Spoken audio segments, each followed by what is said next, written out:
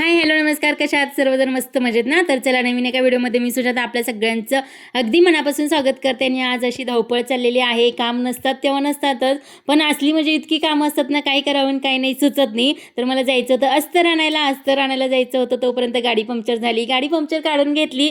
त्याच्यानंतर जे काही अस्तर वगैरे आणायचे होते ना, तर ते आणायला गेले. आणि ड्रेसला स्लीव्ज वगैरे लावायचे होते ना, परवाच्या व्हिडिओमध्ये दाखवले होते, तर ते सगळे लावून घेतलेले आहे. तर 2 ब्लाऊजचं अस्तर आणि फॉल आणायचं होतं मला, तर मी आणलेलं आहे. आणि काल सकाळची अशी गडबड, कारलं करायचं होतं मला. तर थोडंसं गोड कारलं आणि थोडंसं तिखट कारलं करायचं होतं. तर अर्चना मसाला वगैरे करून देते. तर तिखट कारलं आहे ना, तर ते थोडंसं फोडी वगैरे काढून उकडून घेतलं होतं. आणि त्याच्यानंतर आपण जे काही मसाला वगैरे करतो ना, तर तसा मसाला करून फोडणी देऊन ते कारलं करून घेतलेलं आहे. आणि गोड कारलं करायचं होतं, तर बारीक बारीक फोडी करून त्यासुद्धा उकडून घ्यायच्या कुकरमध्ये बारीक बारीक. पाणी वगैरे सगळं काढून चुरून वगैरे घ्यायचं. थोडंसं गूळ वगैरे घालायचा, गुळामध्ये थोडंसं पाणी घालायचं. तर अशा प्रकारचं गोड कारलं ना खूप छान लागतं. गूळ जरा जास्त घ्यायचं आणि त्याच्यामध्ये थोडंसं पाणी घालून गूळ विरघळून घ्यायचं. त्याच्यानंतर चुरलेलं कारलं घालायचं, थोडंसं चिंचेचं पाणी घालायचं, सांबर मसाला घालायचा, मीठ घालायचं, तिखट घालायचं.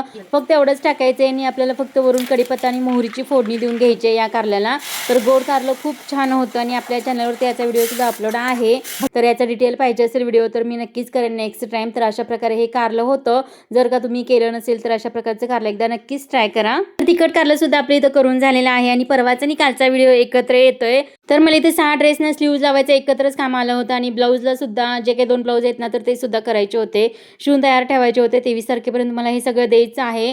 तर मी अस्तर वगैरे आणलेलं आहे. आणि अस्तर आणायला जाताना गाडी पंक्चर वगैरे झाली, हे सुद्धा तुम्हाला सांगितलेलं आहे. तर सगळं नवीन माप वगैरे काढून इथं ब्लाऊज मला शिवून द्यायचं होतं. तर इथं मापाचा एकच ब्लाऊज आणून दिला होता, एक द्यायचा होता. तर त्यासाठी एकच ब्लाऊज मी इथं कटिंग वगैरे करून ठेवलं. तोपर्यंत 1:30 वाजले. त्याच्यानंतर व्हिडिओ वगैरे अपलोड केला. त्याच्यानंतर मी आणि अर्चना मस्तपैकी थंडी असल्यामुळे बाहेर बसून जेवण वगैरे केलं. आणि त्याच्यानंतर ब्लाऊज कटिंग करून झालं आणि 2:30 स्वराला शाळेत आणायला गेलो. आणि त्याच्यानंतर संध्याकाळच्या वेळी हे रुटीन आहे, थोडंसं सेटअप वगैरे चेंज केला होता. आपलं जे काही सेलिब्रेशनचं व्हिडिओ बनवायचा होता, तर ते परत सगळं जिथल्या तिथं सगळं ठेवून दिलेलं आहे मी आणि अर्चनानी.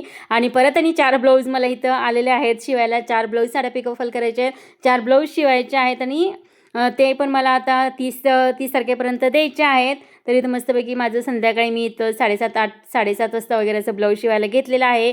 स्वयंपाक वगैरे झाला होता. सकाळीच कारल्याच्या भाज्या वगैरे बनवल्या होत्या 2, जास्त काही नव्हतं, चपात्या होत्या तर अर्चनानी बनवल्या होत्या. तर अशा प्रकारे इथं मी ब्लाऊज शिवायला घेतलं आहे. आणि संध्याकाळी 10 वाजता इथं माझं ब्लाऊज सगळं शिवून तयार झालेलं आहे.